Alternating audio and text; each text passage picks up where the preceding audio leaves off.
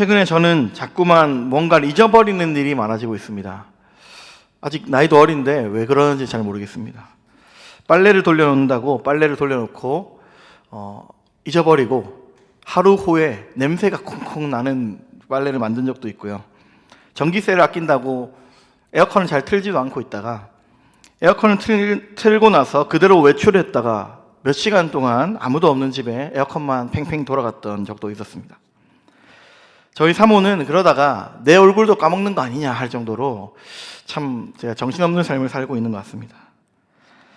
여러분, 사실 이렇게 작은 일들을 잊어버리는 것은 누구나 그렇게 실수할 수 있는데요, 우리 사모가 그랬던 것처럼 아내의 얼굴을 잊어버리는 것처럼 내게 소중한 사람을 잊어버리는 것은요, 굉장히 큰 상처가 됩니다. 그런데요, 생각보다 우리의 삶에 이렇게 나의 소중한 사람을 잊어버리는 일이 자주 일어납니다. 자녀들을 열심히 양육했는데 장성한 자녀들의 삶에서 부모의 자리는 찾기 어려워지고 부모의 자리가 점점 좁아지고 잊혀지는 것은 굉장히 섭섭하지만 또 한편으로 좀 당연한 일이기도 합니다. 평생을 바쳐서 열심히 일했던 직장에서 퇴사한 후에 직장 모든 직원들이 자신을 기억하지 못하고 점차적으로 잊혀지는 사람이 된다는 것도 쓸쓸하지만 어느 정도 받아들여야 하는 일입니다. 이런 점에서 인생을 산다는 것은 누군가에게 잊혀지는 데 익숙해지는 일인 것 같습니다. 하지만 모든 사람들이 다 잊어도 우리의 일거수일투족을 모두 기억하는 분이 계십니다. 우리 주님이 우리를 모두 기억하십니다. 오늘 요셉의 이야기를 통해서 우리의 기억과 하나님의 기억하심에 대해서 함께 묵상하면 좋겠습니다. 오늘 본문 보시면 술 맡은 관원장이 요셉에게 꿈에 대해서 이야기합니다. 그는 꿈에서 새 가지가 달린 포도나무에서 포도즙을 짜서 바로에게 드리는 꿈을 꿨습니다. 요셉이 그 꿈 이야기를 듣고 나서 술 맡은 관원장이 이제 사흘 안에 바로에게 다시 그 자리를 찾게 될 거라고 이렇게 예언을 해줍니다. 그 이야기를 들은 떡 굽는 관원장은 자기도 꿈을 꿨다고 하면서 자신의 꿈의 이야기를 요셉에게 전하는데요. 떡 굽는 관원장은요, 그가 구운 음식 세 광주를 준비했는데 그 광주리 중에서 제일 위에 있는 구운 음식을 새가 와서 먹었다는 겁니다. 요셉은 이 꿈 이야기를 듣고 사흘 안에 당신이 사형당하게 될 거다, 그렇게 해석을 합니다.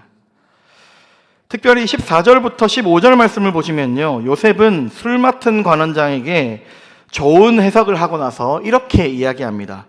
당신이 잘 되시거든 나를 생각하고 내게 은혜를 베풀어서 내 사정을 바로에게 아뢰어 이 집에서 나를 건져 주소서.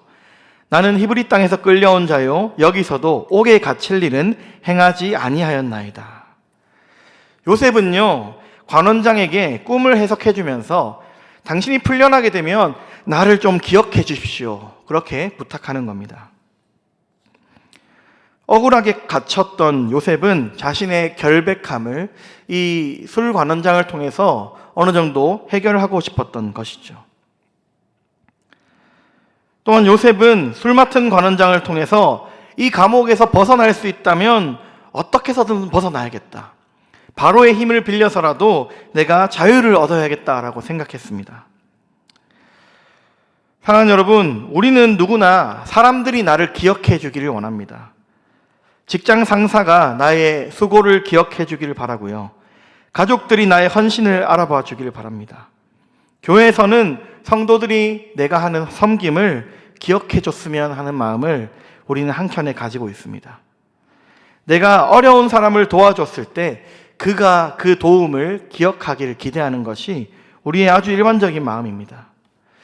여러분, 사실 이런 기대, 누군가에게 기억되고 싶다라는 이런 기대는요, 모두 잘못된 것은 아닙니다.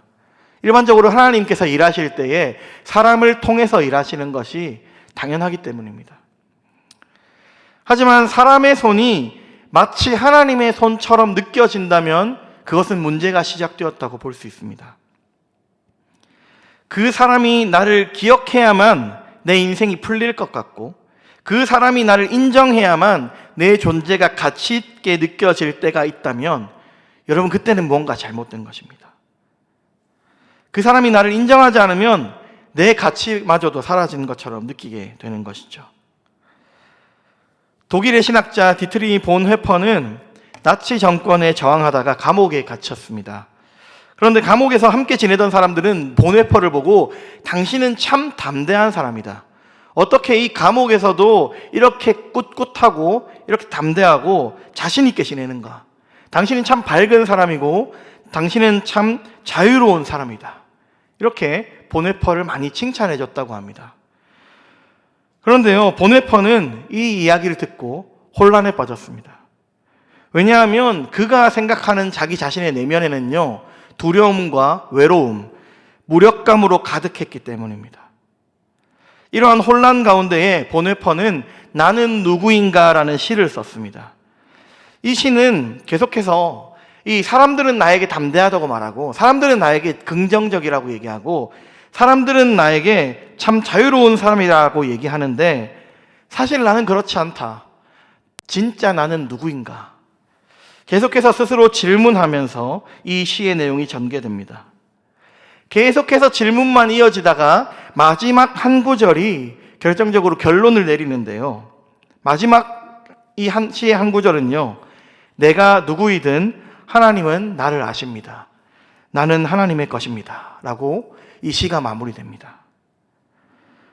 오랜 혼란의 끝에서 본회퍼는 자신을 바라보는 누군가의 시선보다, 아니면 자기 자신이 자신을 바라보는 자아상보다 더욱더 중요한 것은 하나님이 나를 어떻게 생각하시는가, 하나님이 내가 하나님 안에 속한 존재라는 그 정체성을 더 중요한 것이라고 결론을 내린 것입니다. 사랑하는 여러분, 나에 대한 다른 사람들의 평가보다 나 자신이 생각하는 자아상보다 더 중요한 것이 있습니다.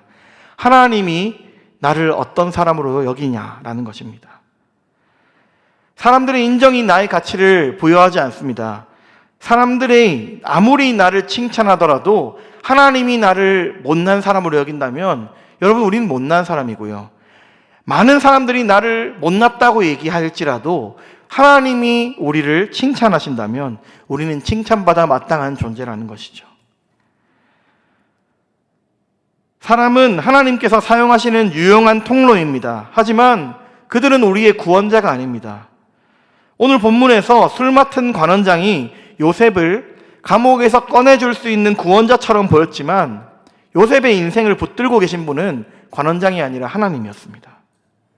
하나님께서는 우리가 의지했던 사람의 손이 우리를 붙들어주지 못하게 막으시는 경우가 있습니다. 하나님, 왜 우리를 돕는 사람을 막으십니까? 왜 하나님, 내 주변엔 날 도울 사람이 없습니까? 그렇게 질문할 때에 하나님의 마음은 대체 무엇일까요? 하나님이 우리를 막으시는 이유, 하나님이 우리를 도울 수 있는 손길을 막으시는 이유는요, 하나님이 우리를 버리셨기 때문이 아니라 사람보다 더 신실한 하나님의 손을 붙들게 하기 위해서입니다. 사람의 기억과 사람의 인정에 우리 자신을 맡기지 마시기를 축복합니다. 우리 자신이 누군가에 의해 휘둘릴 만한 가치 없는 존재가 아닙니다. 우리는 예수 그리스도의 십자가 피로 구원받은 하나님의 백성이요, 하나님의 자녀입니다. 우리의 앞날은 사람의 기억이나 사람의 인정이 아니라 오직 하나님의 손에 달려 있고요, 하나님 앞에서 내가 어떤 존재가 되느냐가 우리의 앞날을 결정하고 나의 가치를 결정한다는 것을 철저히 믿으시기를 주님의 이름으로 축복합니다.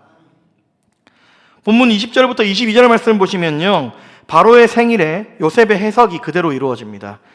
요셉의 해몽대로 술 관원장은 다시 바로의 손에 이 잔을 올려드리는 자가 되었습니다. 떡 굽는 관원장은요, 반대로 죽임을 당했습니다. 다 요셉이 해몽했던 대로 그대로 이루어진 것이죠. 이제 떡 관원장이 자신의 자리를 회복했습니다. 요셉의 지위가 회복되어야 되지 않겠습니까? 하지만 23절을 말씀해 보시면요, 술 맡은 관원장이 요셉을 기억하지 못하고 그를 잊었더라 말씀합니다. 요셉을 기억하지 못했다는 거죠. 여러분, 우리는 이 이야기를 보면서 술 맡은 관원장이 좀 너무하지 않나 이런 생각이 듭니다. 어떻게 은혜를 입은 사람을 이렇게 쉽게 잊어버리는가? 그런데 여러분, 사실 이 관원장의 모습은요, 우리의 모습에서도 쉽게 찾아볼 수 있습니다. 여러분, 우리가 큰 은혜를 받았음에도 너무 쉽게 잊고 살아가지는 않습니까? 어려울 때는 간절히 하나님을 찾습니다. 미래가 보이지 않을 때, 병들었을 때, 관계가 무너지고 가정에 어려움이 닥쳤을 때는 하나님을 부르짖습니다. 하나님, 이 문제만 해결되면 내가 하나님을 찾겠습니다. 내가 이 문제만 해결되면 정말 하나님 붙들고 살겠습니다. 그렇게 고백하는데요. 막상 상황이 좋아지고 나면 어떻습니까? 하나님을 잊어버리는 것은 아닙니까? 하나님의 도움은 받았지만, 하나님께 은혜는 받았지만 은혜를 베푼 하나님은 기억하지 않는 것이 사실 우리의 모습 아니냐는 거죠. 사실 우리는 오늘 본문의 술 맡은 관원장과 같은 모습입니다.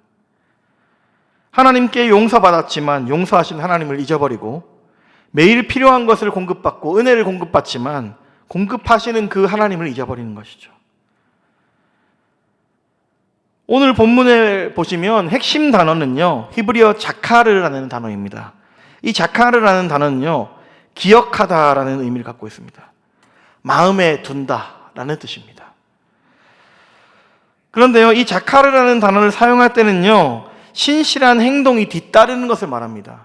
그러니까 기억하는 것은 기억에 따른 행동까지 나아가는 것이 유대적 배경에서의 기억입니다.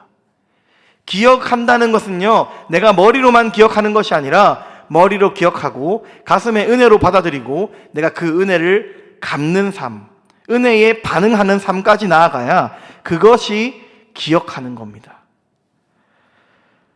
특별히 신명기에는요, 이 자카르라는 단어를 핵심적으로 사용하는데요, 신명기에서는 하나님을 기억하라라는 한 이 어구가 아주 중심된 주제입니다.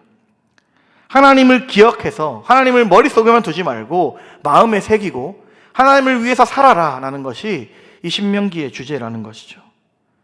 성경에서 하나님을 잊는다라는 것은요, 하나님을 기억하지 않는다라는 것은 단순히 하나님에 대한 정보를 머릿속에서 지우는 것이 아니라 하나님께서 주신 은혜를 마음속에 새기고 그에 대한 감사로 살아가는 것을 말합니다.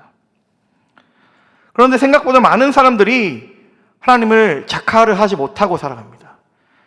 많은 사람들이 은혜는 받았지만 하나님을 기억하지 못하고 살아갑니다. 은혜 받은 것을 마치 내가 나의 능력으로 얻은 것처럼 그렇게 여기고 살아가는 사람이 너무나도 많다는 것이죠. 성경에서 하나님을 기억하지 못한 가장 대표적인 인물은 사울 왕입니다. 하나님께서 사울을 이스라엘의 왕으로 세우실 때 사울이 뭐라고 반응했습니까? 이스라엘 지파 중에 내가 가장 작은 자라고 표현할 정도로 그는 겸손한 자였습니다. 그랬던 사울이 하나님께서 왕으로 세우시니까 마치 그 왕의 자리를 자신의 능력 때문에 올라간 것처럼 여기고 이 왕위에 집착하고 이 왕위는 내가 아니면 그 누구에도 갈 수 없다는 것처럼 하나님을 거역하고 수많은 범죄를 저지르게 됩니다. 결국 그 끝에는 하나님께 심판당하게 되죠. 여러분, 사울 왕의 범죄의 뿌리에는요, 하나님을 기억하지 못했고 하나님의 은혜에 대한 망각이 있었습니다. 하나님이 누구인지를 잊어버리고 내가 어떤 존재인지를 잊어버리고 내가 하나님 앞에 어떤 은혜를 받았는지를 잊어버리면 수많은 죄악들이 우리의 마음 가운데 솟아나게 됩니다. 사랑하는 여러분, 우리는 하나님을 어떻게 기억하고 있습니까? 하나님을 여러분은 자카를 하고 계십니까? 항상 하나님을 기억하시고 하나님이 베푸신 은혜를 기억하며 그 은혜에 신실하게 반응하는 저와 여러분이 되시기를 축복합니다. 마지막 구절인 창세기 40장 23절 말씀을 보시면 술 맡은 관원장이 요셉을 기억하지 못하고 그를 잊었더라 라고 말합니다. 이 너무나도 아쉬운 결말입니다. 뭔가 요셉의 인생이 드라마틱하게 회복되었으면 좋겠는데요, 그런 회복이 일어나지 않습니다. 이 한 절만 보면요, 요셉은 그냥 기억에서 지워진 존재입니다. 그런데요, 딱 한 절 뒤인 41장 1절 말씀을 보시면요, 만 2년 후에 바로가 꿈을 꾼즉 이야기합니다. 술 맡은 관원장이 요셉을 잊은 지 2년 후에 바로가 꿈을 꾸게 된다는 것이죠. 여러분, 술 맡은 관원장이 2년을 그를 잊어버렸습니다. 억울하게 갇힌 사람에게 2년이라는 시간이 더 주어졌다는 것은 견디지 못할 정도로 어려운 일이었을 겁니다. 하지만 이 2년 동안 하나님은 요셉을 잊고 계셨던 것이 아닙니다. 하나님은 보이지 않는 곳에서 모든 것을 준비하시고 하나님의 타이밍을 기다리고 계셨습니다. 여러분, 만약에 오늘 본문에서 술 맡은 관원장이 요셉을 기억했다면 어떻게 됐을까요? 술 맡은 관원장이 요셉을 기억해서 바로에게 가서 요셉이라는 사람이 있는데 이 사람 참 억울하게 누명을 쓰고 감옥에 갇혀 있습니다. 이 사람을 좀 구해 주십시오. 이야기를 했다면 그는 자유를 얻었을 겁니다. 억울함을 풀고 해방되었을 것입니다. 그런데요, 그가 애굽의 총리가 될 기회는 얻지 못했을 겁니다. 요셉은 하나님이 예비하신 때 2년을 더 기다려서 애굽의 총리가 됨으로써 기근 가운데 수많은 생명을 살리는 아주 귀한 역할을 감당하게 됩니다. 여러분, 우리가 기대했던 때에 우리가 원하는 일이 일어나지 않을 수도 있습니다. 하지만 하나님께서는 하나님이 예비하신 때에 하나님의 일을 이루십니다. 우리는 성급하면 안 되고요, 하나님이 일하시는 때를 침착하게 기다릴 필요가 있습니다. 철로 역장의 저자인 존 버녀는 국가의 허락 없이 복음을 전했다는 이유로 체포된 적이 있습니다. 복음을 전했다고 12년이라는 시간을 감옥에서 보냅니다. 즉각적으로 설교를 중단하겠다고 약속하면 자유를 얻을 수 있었지만 그는 전도하기를 멈추지 않았고 12년이라는 긴 시간을 감옥에서 보냈습니다. 목회자가 복음을 전하지 못하고 설교할 수 없고 자유롭게 전도할 수 없다는 것은 참 힘든 일이었을 겁니다. 사람의 눈으로 보면 그의 사역이 멈춘 것 같고 그의 가치가 그의 가치가 멈춰버린 것 같은 시간이었을 겁니다. 하지만 하나님은 그 존 버년이 이 감옥에 갇힌 12년 동안에 놀라운 일을 일으키시는데요. 감옥에서의 시간을 통해서 이 존 버년이 철로 역정을 비롯해서 수많은 집필을 씀으로써 자신이 직접 만나서 복음을 전할 수 없는 수많은 사람들에게 복음을 전할 수 있는 어떤 저작 사역을 하게 된 것이죠. 사랑하는 여러분, 하나님의 뜻은 우리가 함부로 판단할 수 없습니다. 하나님의 때는 우리의 때와 다릅니다. 여러분, 하나님은 응답하지 않으십니까? 하나님은 하나님의 때를 기다리고 계신 겁니다. 하나님께서 침묵하신다고 해서 일하지 않는 것이 아닙니다. 우리 눈에 보이지 않는 방식으로 하나님은 일하십니다. 아무 응답도 없는 그때 답답한 마음이 있다면 여러분, 그때는 그저 기도하며 기다려야 할 때입니다. 사람은 잊어도 하나님은 기억하십니다. 우리가 골방에서 눈물로 기도하는 그 기도를 하나님은 기억하십니다. 사람의 눈에는 아무 의미 없는 시간처럼 보일지라도 하나님은 자신의 타이밍을 준비하시고 때가 찼을 때에 구원을 이루신다는 사실을 믿으시기 바랍니다. 특별히 오늘 본문의 이야기, 이 감옥에서 억울한 일을 당한 이 요셉의 이야기는요, 하나님 나라의 더 큰 구원의 관점에서 바라봐야 하는데요, 오늘 하나님이 이루시는 요셉의 이야기는 요셉 한 사람만의 구원의 이야기가 아닙니다. 요셉을 통해 야곱의 가족을 구원하시고 언약 백성을 구원하시기 위한 하나님의 구원 계획이었습니다. 그리고 오늘 본문에 나타난 하나님의 구원 사역은 예수 그리스도를 통해서 완성되게 됩니다. 본문의 요셉처럼 예수님도 가장 낮은 자리로 내려가셨고 억울하게 고난당하셨습니다. 원래는 우리가 하나님으로부터 버림받아야 했지만 오히려 예수님이 우리 대신에 하나님께로부터 버림받게 됩니다. 그런데요, 그 버림받음이 오히려 우리에겐 은혜입니다. 예수님께서 우리의 버림받음을 대신 감당하셨기 때문에 그리스도 안에 있는 우리는 하나님께 버림받지 않게 되었습니다. 하나님께서 예수님을 버려주셨기 때문에, 십자가에 의해서 예수님을 버려주셨기 때문에 우리는 하나님 안에서 버림받지 않게 되었습니다. 사랑하는 여러분, 사람은 우리를 잊을 수 있습니다. 사람은 우리를 배신할 수 있고 우리를 버릴 수 있습니다. 하지만 하나님은 그리스도 안에 있는 자기 백성을 결코 잊지 않으시고 결코 배신하지 않으시고 결코 버리지 않으십니다.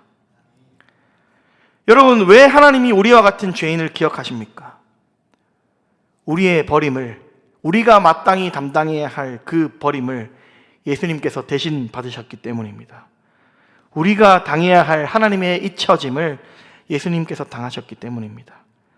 예수 그리스도께서 십자가에서 세우신 그 피 언약 때문에 우리는 하나님의 기억되는 존재, 하나님의 언약 백성이 되었습니다. 하나님이 응답하지 않으십니까? 두려워하지 마십시오. 주님은 우리를 십자가의 피로 새기셨습니다. 주님은 우리를 반드시 기억하고 우리를 배신하지 않으시고 하나님은 반드시 우리를 찾으십니다. 바라기는 우리가 하나님을 기억하지 못하고 하나님이 아무런 응답이 없는 그때에도 한결같이 하나님의 언약을 신뢰하며 주님을 기다릴 줄 아는 저와 여러분이 되시기를 주님의 이름으로 축복합니다. 말씀을 맺겠습니다. 사랑하는 여러분, 하나님은 우리의 마음을 다 아십니다. 우리의 상황과 우리의 형편이 얼마나 어려운지 아십니다. 우리가 얼마나 하나님의 음성을 간구하는지 알고 계십니다. 사람들의 눈에 보이지 않는다고 해서 하나님의 시선에서 사라진 것이 아닙니다. 예수 그리스도의 십자가의 피 언약으로 말미암아 하나님은 절대로 우리를 포기하지 않으십니다. 하나님은 우리같이 연약한 자에게도 반드시 내가 너를 기억하겠다 약속하십니다. 그리고 너희도 나를 기억하라. 너희도 나를 좀 작하려 하라 말씀하십니다. 이제는 우리가 주님이 우리를 기억하시는 그 은혜에 힘입어서 우리가 이제 주님을 기억하고 주님을 마음에 새기고 주님의 때를 기다려야 합니다. 세상 사람들은 아무도 알아주지 않고 우리를 어리석다 비난할지라도 두려워하지 마십시오. 하나님은 우리를 버리지 않는다는 그 믿음 안에서 담대하게 주님을 기다릴 줄 아는 저와 여러분이 되시기를 주님의 이름으로 축복합니다.